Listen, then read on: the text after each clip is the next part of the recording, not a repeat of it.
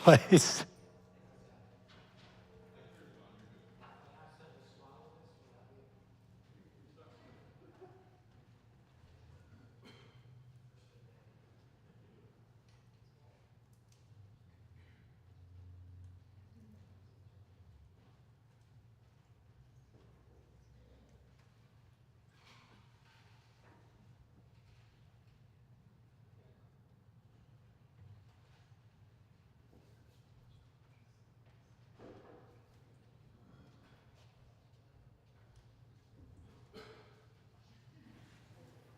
All right. Good morning. I'm Paul. I know some of you, not all of you. It's good to see you, though. I'm going to do the Dharma talk today. It's my second time. One of the really cool things about doing one of these talks, based on my limited experience, is it's not only it's an opportunity and a challenge to really think about something that's been on my mind related to Buddhism, Buddhist ideas or practices. Because, in order to teach, it really helps to know something. So, and I want to be clear and hopefully interesting. So the motivation and the opportunity here has been for me to think about something in a lot of detail. And that's good, because I like that kind of learning. I like to see what's going to come up, how it'll fit together, and what I can get out of it also in terms of my practice. And, of course, the hope that by sharing it, there'll be some benefit for everybody else. So that's really the main aspiration. First of all, I do want to thank Lama Kathy and Eric Weinberg for discussing some of these ideas with me. It's been very helpful. I want to thank Lama Karma, who some of you know from KTD, our parent monastery up in Woodstock, New York. I'm thanking him for this cool Lama shirt, which he gave me a few years ago. I wear it only on special occasions. And this would include that. Also, of course, want to thank you all for being here. It's very nice to have people to talk to. I do hope there'll be some questions. What we'll do is we leave them, just for simplicity's sake, we leave those to the end, and we'll have these mics. We do have these mics on both sides. So I will make sure I leave time for some questions as well. Let's do this before I actually start the talk. We do, wrong. Oh, okay. No, I got it. We're going to do the refuge prayer, which is on one side of here. Normally the Dharma teacher will do it twice in English and then chant it in Tibetan, but I'm just going to chant it, really recite it in English 3 times, because I'm still not super comfortable with that foreign language. English is tough enough. Let's just say that. So let's just say that together 3 times in English. In the Buddha, Dharma, and the assembly most excellent, I take refuge until I reach enlightenment. By merit of generosity and the other good deeds, may I achieve enlightenment for the sake of all beings. In the Buddha, the Dharma, and the assembly most excellent, I take refuge until I reach enlightenment. By merit of generosity and the other good deeds, may I achieve enlightenment for the sake of all beings. In the Buddha, the Dharma, and the assembly most excellent, I take refuge until I reach enlightenment. Merit of generosity and other good deeds, may I achieve enlightenment for the sake of all beings. All right.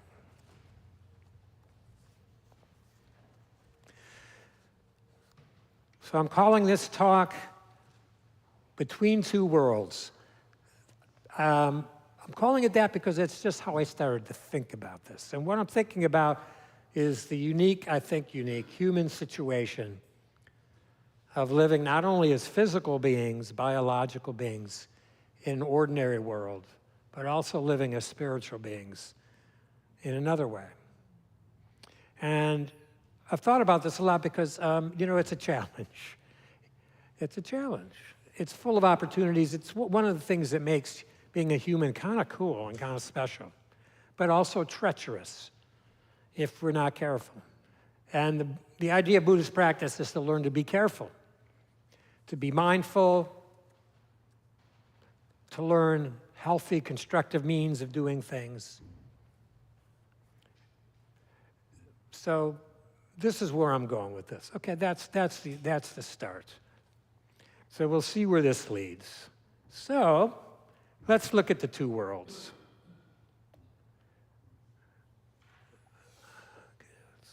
I just want to make sure. Okay, I can't always see what you're seeing. I don't know how well you can see that in the back, but hopefully you can see it fairly well. If not, I am going to review this anyway. So, okay, so we start with ultimate reality. That's a Buddhist term, and I'm trying to describe this, obviously, from a Buddhist point of view. I believe, as far as I can tell, that all religions have to grapple with this. That's kind of what religion does. So they're all grappling with it. And there's some pretty interesting overlaps, but I don't have time to get into that. But I have read a little bit outside the Buddhist realm, and I know there's some overlap. But this is what religion has to do, I think. From a Buddhist point of view, there is this thing called ultimate reality. It's also sometimes referred to as nirvana or Buddha nature. This is the ultimate nature of everything, according to Buddhism. It is primal, uncreated, and undone. What that means is that it's always been there. According to Buddhism, this is something that's never created, never did not exist, and never will not exist. It's a mere mysterious thing. Buddhism does not believe in a creator entity, a creator God, that made it all start. Does not talk about it like Big Bang, except on the physical level. It's always been there, this ultimate reality. And it's the nature of everything and the source of everything. Now, in a way, it's ironic because ultimate reality has no essence. It has an essence, has no attributes. It's hard to describe because it's not a thing. It doesn't have parts. It doesn't have stuff you can label. It doesn't have color or size or shape. But we think about it as having attributes, which is almost a matter of saying what it doesn't have. But we think about it in certain ways because we have to understand things, and we understand things from a limited, structured mind. So how do you understand something unstructured and unlimited from within a structured mind? Well, we use language. We say that ultimate reality is luminous, it's knowing, and it's aware. And indeed, you might say that what it consists of is pure awareness. So there's something there that is aware of everything, at all times. And the thing, I should say this right now before we go too far, this ultimate reality, it may or may not exist outside of human beings. I'm not quite sure what Buddhists believe about that. To me, I assume it exists throughout the universe. But absolutely, Buddhists believe that it's the nature of us. It doesn't just exist within us, it is us. We may not know it, and we'll talk about why in just a minute or two. So everything I'm saying here and everything on this list, according to Buddhism, describes who and what we really are.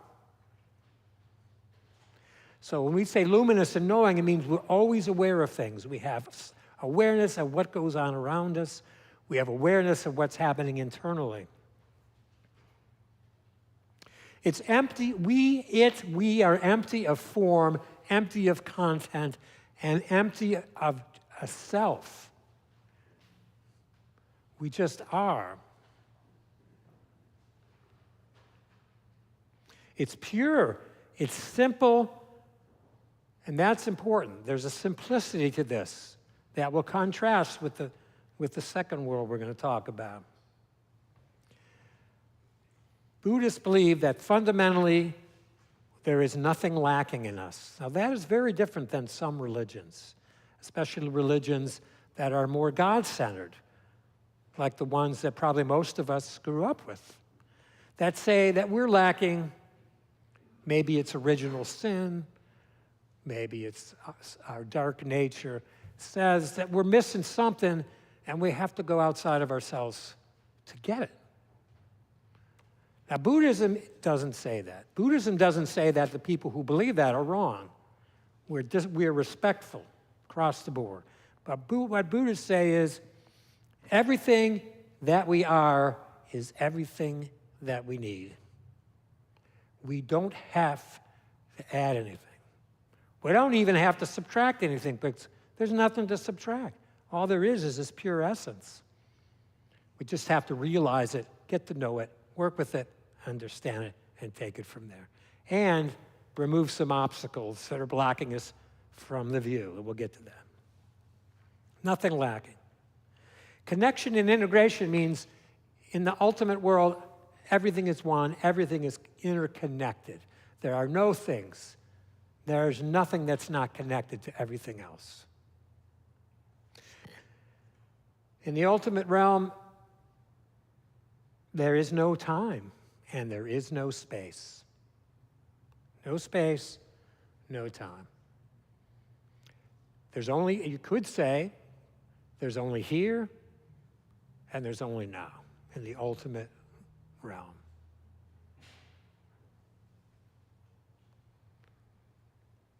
It's beyond logic.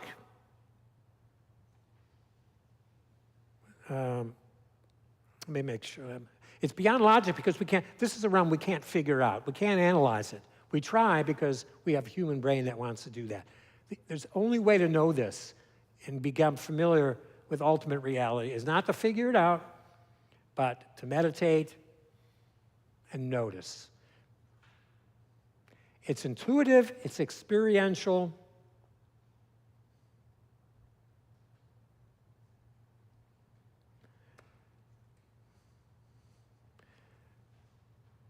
And it has to be experienced to be known. It's also beyond suffering. There are no causes of suffering. In this realm, there are no causes of suffering. Excuse me, my hips get a little weird. There are no causes for suffering, and we'll get into that. And so there is no suffering. And Buddhists believe that our fundamental nature is that of love, compassion, and ease of being. It's mellow. Ultimate reality is quiet. It's simple. It's uncomplicated.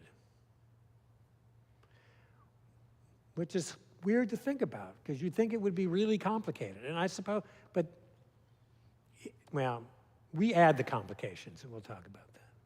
Again, it's who and what we really are, our true basic nature. I don't know if I mentioned that, it's changeless. If there's no space and there's no time, then nothing can change. It takes time to create change. Or you can change by moving from here to there. But if there's no space, it doesn't move from here to there. It's just here and now. It doesn't change. It's always the same. It's the only thing that doesn't change. Buddhism talks about impermanence. If you've studied Buddhism, you know we're constantly saying impermanent, impermanent, impermanent. But not at this level. Not at this level.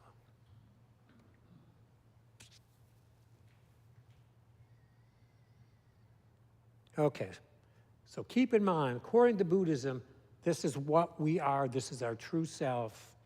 It always has been, it always will be. You can't change that. You can't make it not be. You can pretend it's not true. And again, this is according to Buddhism. You can pretend it's not true. You can pretend that ain't you. But from a Buddhist point of view, what is, is. And if we're ignorant about it, that's on us. Okay.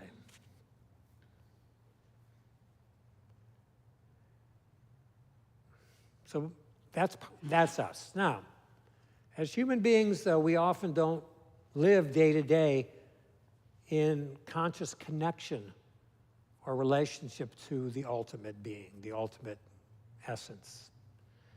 We live in a relative world. So let's talk about that. It's interesting to me, whoops, sorry. In many ways, you can think of the relative world as being the exact opposite. So I've created, from what we just described, so I've created a second list here, and you'll see, and if I lined them up next to each other, which was what I was going to do, but it's harder to see on the screen, you'd notice point by point, they're like the opposite. They're mirror images. We call the relative world samsara. That's the ordinary world. It's not bad. It's just got problems. It's wonderful, but it also creates some problems, as we'll see. Okay, the relative world has been created. How it's created, we'll see in a few minutes. It's conditional. One thing leads to the next. Everything has a cause. Everything has reasons. Everything, because it came into being, will eventually stop being. So from Buddha's point of view, anything that's created, anything that's constructed, anything that's fabricated from bits and pieces, from parts and components, will come undone. Eventually, it will come undone. I don't know if that's the good news or the bad news. In relative reality, or relative truth, everything is material. It seems material, embodied, and solid, whereas in the ultimate world, it's immaterial, insubstantial. In this realm, there's a lot of self-focus, and that's a big part of the problem. There's ego, self-focus.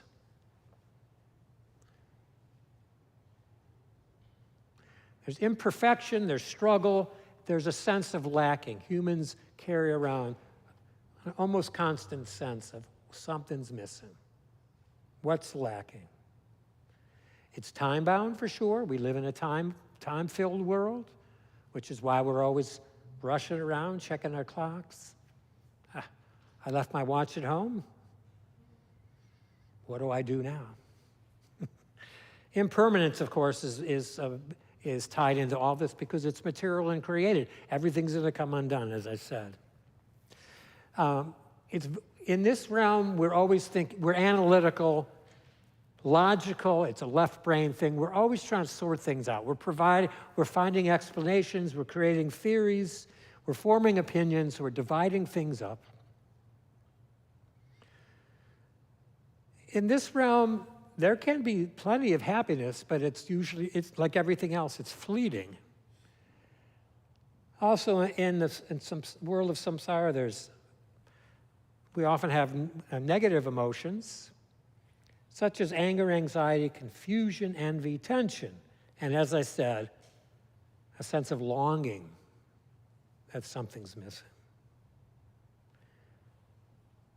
Whereas in the ultimate world, it's about simply being, the simplicity of being. The samsaric world is a complex, busy place of doing and going and thinking. It's noisy, it's hectic. Not always, but we all know that that's a big part of life. It's noisy, it's hectic, hard to sit still. We always want something, looking for something, seeking more. And a lot of that seeking ends up being in the realm of the senses, seeking things that feel better, right? Activities, consumption.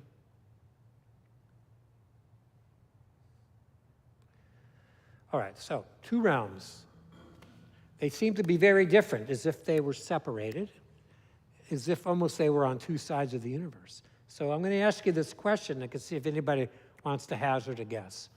What do you think is the cause? What is the nature what is the nature of the separation? What separates the ultimate world, the ultimate realm, from the relative realm, the samsaric realm? Anybody have a sense? Yeah, Beck. It seems like it's coming into a physical body. Okay, so physical body, is part of the, yes, it's part of the story. Because that gives us senses and needs, we're a biological thing. So that's in part. And what else? Okay, there's experience and habit, for sure. So a lot of this, a lot of the way we see the world is habit, and based on experience being, I think, biological beings. It's true. And it starts when we're babies. Some of this starts to become real as we're babies. But there's something a little more, a little bit different I'm going at. Yeah. What's that? Well, desire is there too, but where's all that coming from? It's from the mind. It's just from our human mind. Is that what you're going to say? Okay. Okay. It's a construction, folks. This reality is a construction of the human mind. Now, there's reasons for that, but let's talk about this a sec. All the divisions that we see in the world, the objects, the things, this is a projection, a construction of our mind. What our brains do, and it's absolutely amazing, takes everything that's out there and translates it into a three-dimensional picture. And it's not just three-dimensional, but involves all the other senses. This is like, some people describe it as like a movie or a dream. Everything that's happening is created as an image by the mind. It's incredible. By the mind.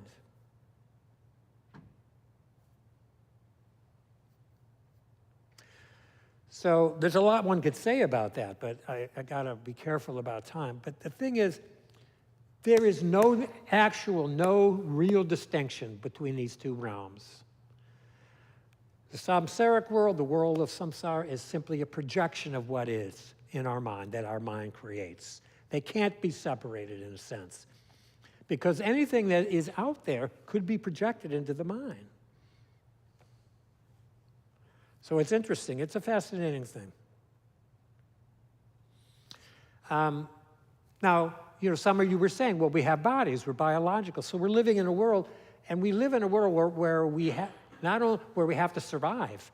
So in order to survive, it's really nice to have a brain that can categorize things. We need to know what's safe and what's not. We need to know what to approach and what to avoid. We need some sense of what's good and bad for us. We need to make plans. We need to be able to construct ideas, to understand our world, to make plans, to move forward. It's practical. It's practical. So it's not a bad thing. It's there because biology made it. It's definitely part of evolution. So it's not a bad thing. But the fact that it's not a bad thing doesn't mean it doesn't create problems. So here again, I'm saying, okay, we're these partly spiritual creatures, but we got these physical bodies living in the world of samsara with a lot of projections, a lot of divisions, a lot of questions and ideas. So how we do it? How do we do it? How do we sort that out? Okay, that's what I'm trying to understand. And that's what religion teaches us in different ways. How do we do that? Okay.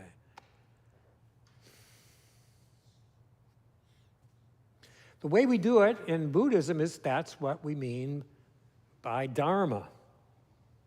Dharma is basically how we negotiate being in this world in a way that helps us connect to the ultimate reality and live that way. Now, in some Buddhist stories or texts, they talk about Dharma as being a boat, like a rowboat, that takes you from one shore of the river, where you don't want to be, samsara, to the opposite shore. It's like crossing the Jordan River, into the promised land of ultimate reality. But again, as I'm saying, it's not really that way because they're not really opposite things. But you need something to help you. We still need something to help bridge the gap, because to us, it seems like they're separate. When we live, because the way our minds divide up the world, it seems like the natural, not the natural, but the ultimate world is a whole separate thing. That's kind of how it feels. And so with all these ideas and plans and thoughts and business, we shut down, we shut ourselves off from what underneath it all we really are. We disconnect. We disconnect. And it turns out you can be fully disconnected and still you can live a life. You can survive. You might even be happy. But if you're spiritually inclined, you're going to be dissatisfied. And from a Buddhist perspective, you're going to suffer a lot more than you would need to otherwise, because of the suffering that's built into living in this world. So let's talk a little bit about that. Okay. I'm just going to go through some of the problems that automatically emerge, or at least are potentially emerge in the world of samsara that we normally live in. Because we're conditional, created and conditional, it means we're going to die, right? Everything falls apart. So we have to, and everything changes. So we deal with loss, aging, fear of change, because everything can change. And then we try and cling. We try and hold on to what we have. I'm going to skip the next one because it's a little confusing, even to me. Let's talk about, we're going to skip two, actually. We live in a world that's divided into pieces. And the first division, probably, we make a couple of major divisions very early on in life. One is good and bad. So even babies know when they're feeling bad, and they make noise. Babies know if you put something into their mouths that they don't like, they'll move their heads, shrug it away. So the other thing that happens early is we divide between self and others. So we form an ego that says, this is me and I'm separate from everything else. That's a really big problem. In fact, from a Buddhist point of view, it might be considered to be like the original sin. Now, we don't talk about sin, but it's the original thing that creates problems upon problems. We think we're individuals, we act selfishly, we conflict, we battle, we take everything personal. So this comes from the fact that our mind divides things up into categories. Good and bad, self and others, this and that, right and left, black and white, Buddhist, Christian, Jewish, whatever. So because we're divided, that sets us up to feel antagonistic towards others, to create enemies instead of friends, to be confused about our own pure whole nature, to have fears about other people because they're not us. Maybe they're going to do us harm, all this stuff. As far as the creation of the ego, the problem there is the egotistical thoughts and actions, self-obsession, taking things personally. And this also fuels a sense of neediness because I'm a separate individual. I don't have everything I need. I'm a separate individual. I need stuff. So I feel empty in a way. Not true emptiness, but the emptiness of being unfulfilled. And that creates frustration, clinging, selfishness, grasping, taking. I want what you got. Pleasure-seeking, excessive pleasure-seeking, perhaps. We also get in, I think I touched on this, but this seems important. We get alienated from our real true nature. And that, to me, is a huge loss. If we go through life without understanding, and not just understanding, but feeling, recognizing, getting to know our true self, well, that sounds like being lost and confused, right? So I think a lot of us feel adrift. So what do? If we're living in the material world, we grasp onto material things. But they're not satisfying for long, right? They're sweet in the beginning, then they turn sour. We're analytical, as I said. That's a good thing in some ways, but I don't know about you, but I can analyze the death out of anything that happens. We're thinking, we're obsessing, we're planning, we're theorizing, we're explaining. Also, being so analytical, I think we get skeptical about anything related to intuition or faith. So I know and I've just talked about this briefly. I have a very dear friend, love this guy, he's very great, but he's analytical about everything. He cannot not analyze. Everything to him has to be chopped into some category. And I think it's deprived him of the ability to be spiritual. He cannot think about intuition. He cannot think about mystery other than what is the rational explanation. So that mystery of the ultimate spirit of who we are, the ultimate nature, can be lost. All right.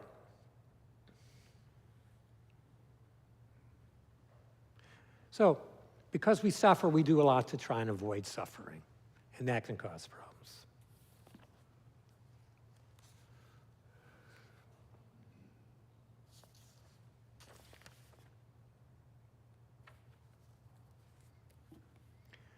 Okay. The challenge here, we live in samsara. Within this world, as I'm describing it, and that you're so familiar with, we need to figure out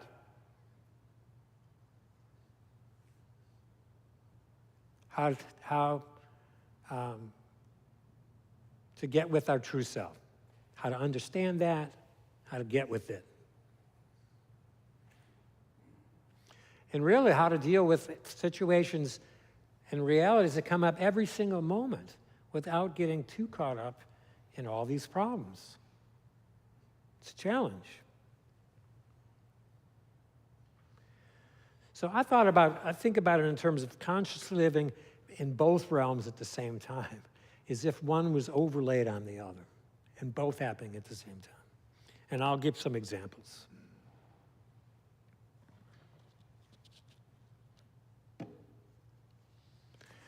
Keep in mind, all human activities and endeavors are based on samsara. I'm not used to this thing. Did I eat it?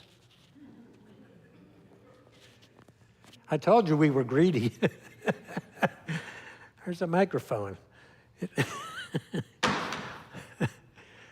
So I just want to point this out, it sounds ironic, but all human endeavor that is in some level based on samsara, because that's where we live. Even religion, even Buddhism, it starts in samsara in a way, because that's all we have. We have language, concepts, ideas, all this stuff you see, all these wonderful statutes, at some point, they're going to be gone. They're going to dissolve. At some point, maybe there'll be no Buddhism at all. Maybe we'll have something else will take over. So we got to start with where we are and then do the best we can. And again, that's where Dharma comes in. And we need to practice in order to bridge that gap. Okay.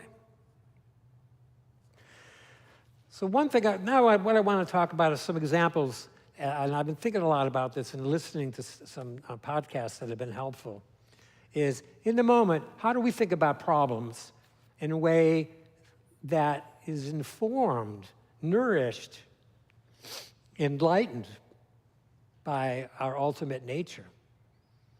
So what I've been doing, especially, and this is why preparing this has really been good for me, I've been actually dealing with situations and saying, well, what would Nirvana say about this? What would Buddha do? What would Nirvana say? So here's an example. I can be very, very impatient, especially in the car. I don't like sitting at stoplights. Part of me believes I have the inalienable right to just keep going. Just keep going. I don't want to sit still in the car. I want to go. Now talk about egotism, huh? But it's been frustrating to me. It's like, come on, because I'm pretty hyper. I don't know if you can tell, but I can be pretty hyper. So here's the thing, okay. So I'm telling myself I want to go somewhere else, but then I think, well, what is the ultimate nature of things tell me? Where is there to go? Ultimately, where is there to go? There's no space and there's no time. There's nowhere to go. Ultimately, there is nowhere. There's only now. So yesterday, for instance, I was sitting in my car at a light that I normally would think, this is a long light. They're doing this to me. I don't think, well, you know what? my awareness, my basic awareness is always here. And it's always now. So if I'm not at the light and I'm 100 feet ahead, my basic awareness is in the same place. It's no different. So that means that part of me never changes. It never goes anywhere. So where do I think I'm going? Whether I'm here, up there, Toledo, Spain, my essential essence is here. It's got nowhere to go. In terms of time, to be in a hurry means you're worried about time. You're fighting the clock. Ultimate reality has no time. It's just here and it's just now. So when I find myself hurrying now, I think, that's dumb. Well, who am I trying to kid? Ultimately, there is no time. It's always now. Now, that doesn't mean in the real world that sometimes we don't have to hustle and get going. We know that. But what I think about it is trying to have that balance. It's like, okay, I'm supposed to be somewhere at 10 o'clock. Ultimately, at an ultimate level, that doesn't matter. In the relative world, it matters some, but how much? How much? So it's a balance. Now, I'm not going to show up an hour late for a job interview and say, dude, you're so relative, dude. I'm telling you, I'm in the ultimate reality. It's good. And ultimately, you will not work here. So it's a balance. But I find when I think about it with ultimate reality in mind, I get saner. I think about, well, what's best? What's really best? And do I really want to be acting like a crazy person? Because in a way, if I'm acting in ways that are contrary to ultimate reality, I'm being crazy. I'm being a little nutty and certainly a little self-defeating. So let's talk about people who are busy. Can anybody feel like they're too busy? Yeah. So activity means a change. It can mean and it also involves space and time. Anything that's active means you're creating some kind of change. You're going from one state of being to another state of being. So if I'm active, maybe I'm going from not having groceries to having groceries, or from not having completed my work project to having completed it. That's activity, I guess. In this world, we got to be active. I mean, you can't just sit around and do nothing, usually. But from an ultimate realm, what about activity? What is there to change? Does anything change in the ultimate reality? Ultimately, nothing changes. So I want my activity to be informed by that reality. So one thing, and I've been recently reading about this, I don't know if you ever heard Ram Dass speak. He's been dead many years, but he's a trip. He's so full of profoundness I don't understand half of what he says. You know, he's got that way of talking where he's kind of saying it and kind of not.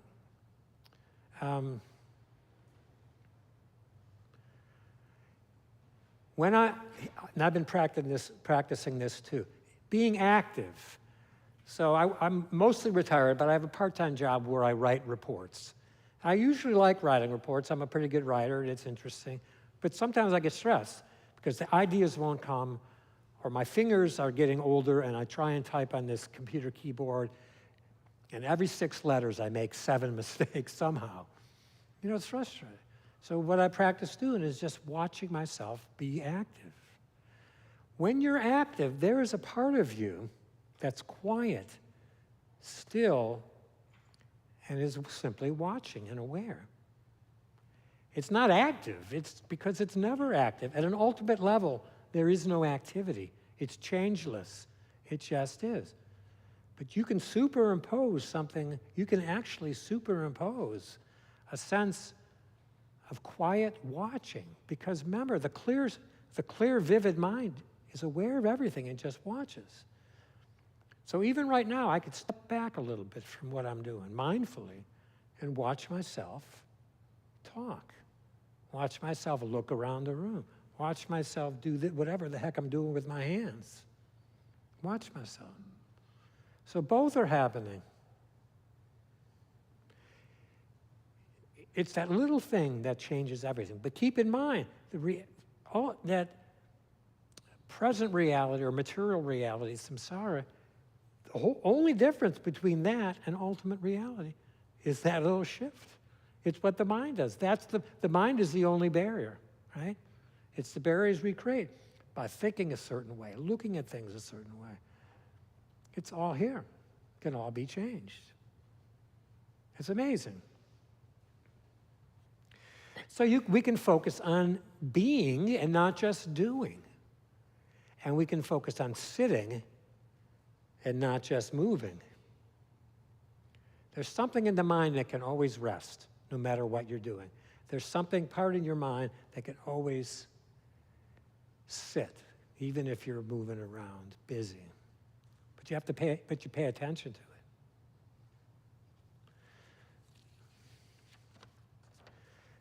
Briefly, this really applies to grasping.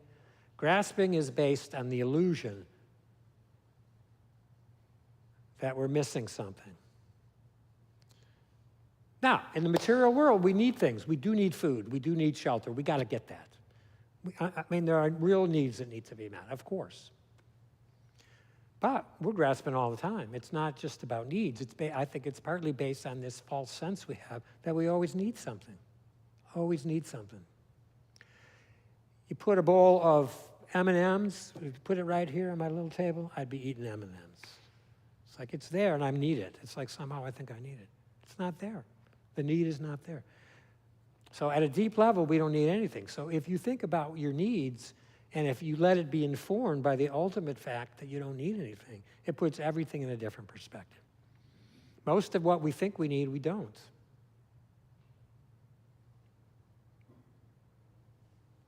And there are practices that help with us, with those things. Okay. So in terms of some specific things, and some of this you know, there's a couple of things that we do to learn to get on track.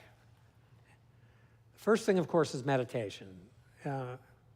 Buddhists are always saying you got to practice, you got to meditate, you got to meditate, you got to meditate. And why do Buddhist teachers say that? Because we got to meditate. That's it. Experience, 2,500 years of experience have taught that when people meditate, it starts to make a difference. As far as this whole thing about ultimate reality, I never much believed in it until I started meditating more. And in quiet moments, when your mind shuts down a bit, not shutting down, but the thoughts recede, and you open up to something else, and you simply become aware, you notice something. I became fascinated by what I was noticing. There's awareness there. It feels light, spiritual. You can't say what it is, but it sure as heck seems to be there. That's a window. That's an opening onto something. Once you begin to see it, you start to think, I've started to think, things are not what I thought they were. So all this stuff about ultimate reality, it started to make sense to me. And this has been a long process. I don't mean it just happened. But it started to make sense to me because I was meditating and I noticed something. And this began to make sense. Whereas before, it may not have. In order to get anywhere spiritually, we need to learn how to quiet the mind. And in particular, what that means, we have to learn how to put thoughts in their proper place. Thoughts, for most people, and I'm definitely a guilty party, run amok. Run amok. It's all based on this belief that we need to figure out things, plan things, watch out for things. We have to constantly be reminding ourselves of who we are. Every thought potentially is a little brick constructing your ego. Oh, this is what I am. That's what I'm not. This is what I believe. That's what I'm not. I'm a Republican. I'm a Democrat. I like Trump. I hate Trump. Blah, blah, blah, blah, blah, blah. Sheesh. Holy moly. Meditation is the first step towards learning how to put thoughts into proper place. We don't want to ever lose the ability to think, but we want to gain the ability to have some say in where, when we think and what we think. Thoughts need to be put in their proper place. It really is the thinking mind a lot that creates samsara as we understand. Now, some of it's automatic. It's just through the senses. When I look out at you, I can't help but see a bunch of people, or a bunch of entities. That's fine, but that's not mediated by thought. But when I start having thoughts about, well, this one, and she's not that, and he's not this, and, you get the idea.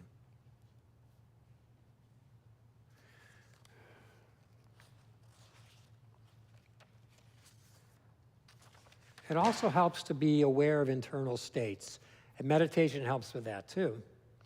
By internal states, I mean not just thoughts, but subtle physical sensations. Usually, a lot of times you get it right in here somewhere. So you might want to notice this and practice this. When you find yourself in the grip of, let's say, some desire or some urgency, caught up in a need, caught up in the moment, maybe you're feeling a little panic, a little agitation, a little hurry, a little desire, craving, you're going to find that there's tension in here. You will find it. Now, a lot of times we don't notice it so much because they're in our thoughts and we're thinking about the object of craving or whatever, or the object of fear, whatever we're avoiding or seeking. If you notice, it's there. Meditation helps with that too. And that's cool because if you notice that, it's a sign that your ego is locked onto something. And whatever you're locked onto, from an ultimate point of view, is not real and not necessary. So if you're getting locked, you have the option to relax. And you can bring in light. Imagine bringing in light. You can bring in breath, and it starts to ease off. And you can begin to detach. A couple other thoughts, and I'm going to see about questions. I like breath, the idea of breath and or light. And you probably know, but there are meditation techniques, variously, that involve focusing on breath or imagining sources of light coming into you. What occurred to me with both of those, what they have in common is in some ways they kind of resemble ultimate reality. They're pretty much formless. Breath, for instance, I mean, you're breathing into your lungs, but breath, it doesn't feel material. It doesn't feel solid. It doesn't feel like it's got much in terms of an inherent character. Breath is loose. It's free to some extent. Same with light. When you bring in light, you're not bringing in solid objects. You're not bringing in ideas. You're not bringing in opinions. You're bringing in something that's relaxing, that's insubstantial, that has no specific time or place. Light is everywhere and all time. So I really like, and they're so easy to access. It is so easy to remember to take a couple deep breaths, bring in air, or think about breathing in light through your forehead, through the top of your head, through your chest, wherever. And it gets you out of that moment of grasping and needing and being crazy. And it puts you more closer towards the side of things that is permanent, stable, ultimately true. So I see it as it's a work in progress for sure. work in progress. But this work can be done in any second, any time. And the more we do it, the better we are at getting to do it. And the more we pull back instead of grabbing onto something and acting out desires, the more, well, let me say it this way. Every time we act on desires without really thinking it through, we're reinforcing the notion that our desires are real and that we need stuff we don't really need.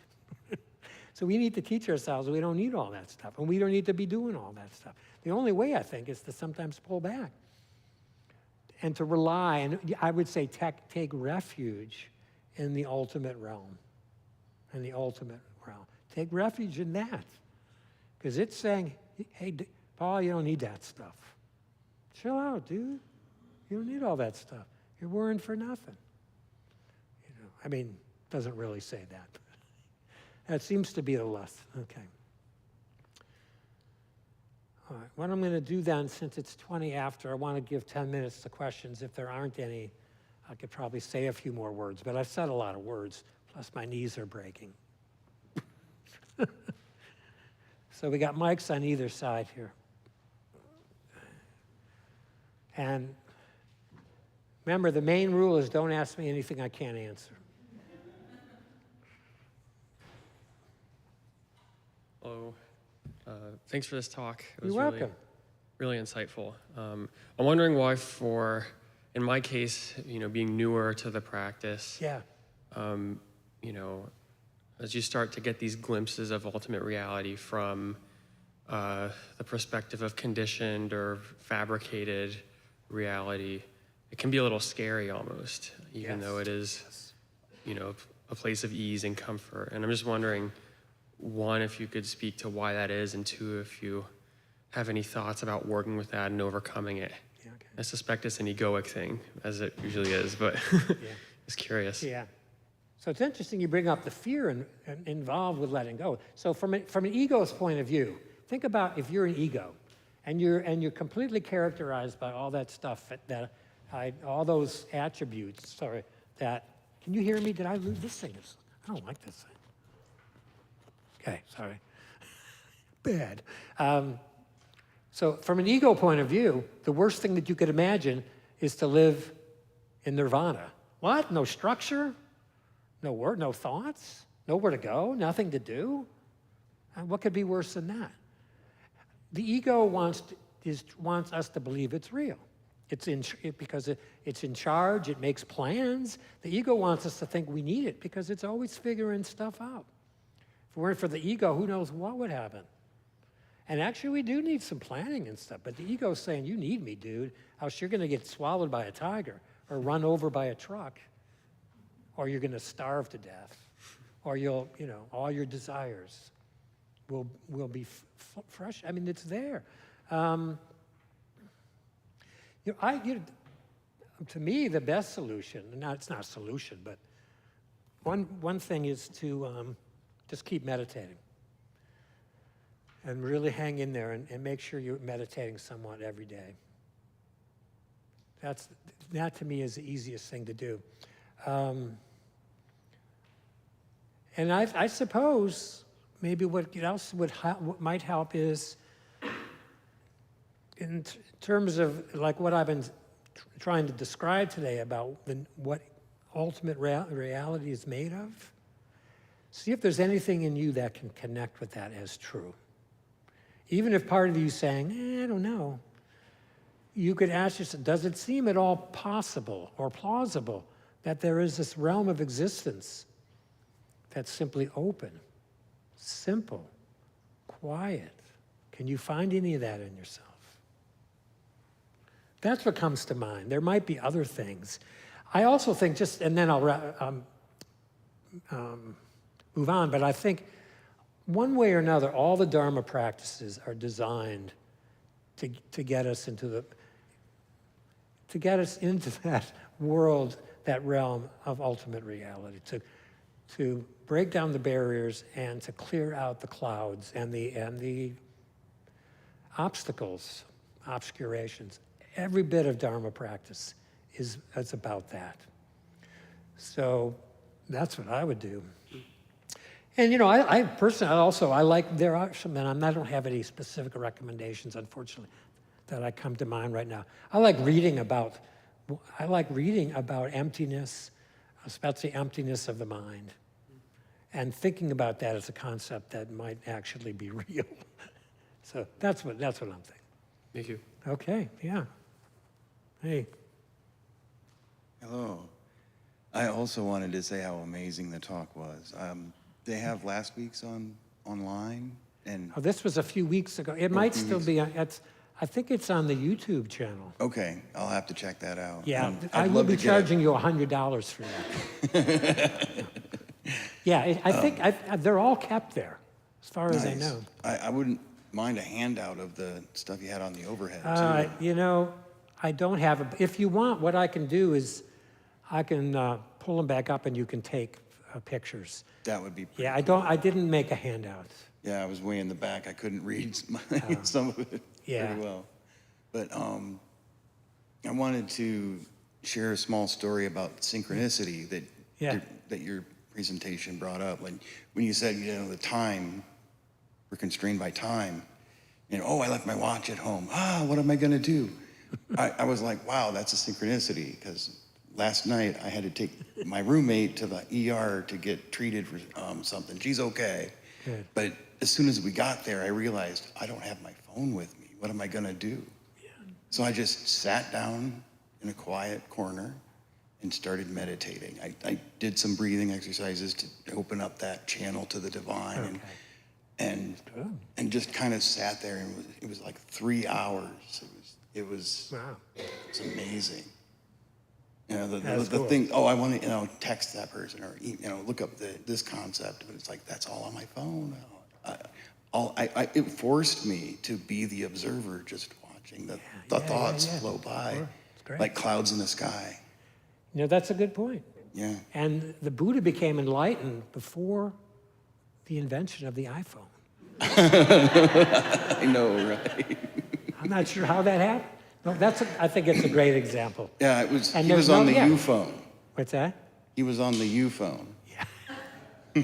Compassion. The Wii phone. No, the U phone. You know, other-centeredness to Yes, counteract the selfish focus. Yeah, ego. yeah. That's right. Grasping the concept of letting go. Grasp the concept. That's right. Right. Yeah, that's an Hold on excerpt to from- these ideas. Oh, it's an excerpt from one of my Never poems. forget. We should do a poem meetup. Anyway, I appreciate that. I love the talk. It inspired me. And I wanted to you. share a Thank little you. bit of the inspiration with all. I appreciate that. I really Thank do. you. One or two more. Well, let's go. We'll go there and then there. And then we'll probably have to wrap it up. Thank you. I was raised Catholic, and I think about heaven. Yeah. And when you were first describing ultimate reality, I was thinking that's what I imagine heaven to be, like no time, no space. But what I got from your talk was that I can experience ultimate reality while still here. Yeah. When you said you look out at us and you can't help but see us as people, Yeah. you know, like that's not mediated by thought. That's not put into a category. No. I just wondered if you could speak a little bit more about that, because I do want to be in touch with the ultimate reality as much as I can.